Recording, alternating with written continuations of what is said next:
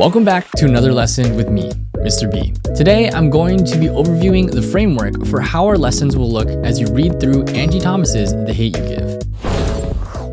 So over on Google Classroom, you'll find chapters labeled like this, where it has the lesson number and chapter number. So lesson 7, chapters 2 through 3, lesson 8, chapters 4 through 5. These first few lessons will be guided practice, or as some teachers like to call it, a gradual release of responsibility. This idea is that the responsibility of the learning transfers from me, the teacher, to you, the student. In this case, you will eventually have less guided reading and writing assignments where I check it, and it will be more on you to make sure that you're keeping up with the chapters and your annotations. Each of these first few lessons will ask questions such as, how is systemic racism shown in the book? And who is it perpetuated by? Where do you see the 4 eyes of oppression present in the story? Do you think that there is power in Star's voice? When does she struggle to use it?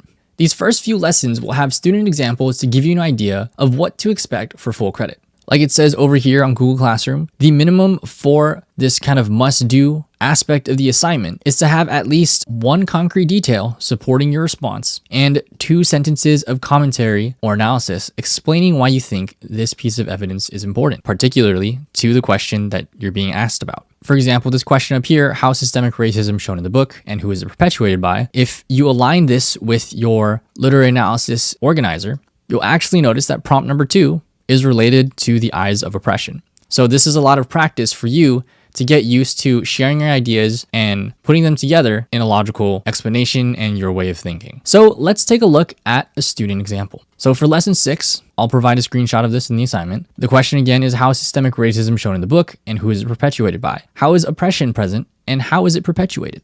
So if you don't recall what it means to perpetuate from one of the Newsella articles, it means to make something, typically like an undesirable situation or an unfounded belief, continue indefinitely. If that didn't make sense, it basically means who or what is perpetuating or continuing to demonstrate aspects of systemic racism or oppression in the book. So we kind of see where the student addresses systemic racism right at the beginning, and they also address institutional oppression couple sentences down, maybe like half a paragraph later, where they explain how they can see institutional oppression perpetuated by powerful white people and other racist people who run the way our society and the system itself work. But again, it's not until about a paragraph's worth of words or sentences do they ever present their analysis, which follows about 2 sentences after, I believe, right over here. If I had any feedback for this student, it would be to make their points more concise and direct. Just make it to the point, because their analysis, again, isn't presented until like a paragraph later. And though this student got full marks on this assignment, if I were to grade it now, they would probably still earn an A, but my biggest feedback would be use less words and make your point clearer. So while they have an abundance of analysis and why this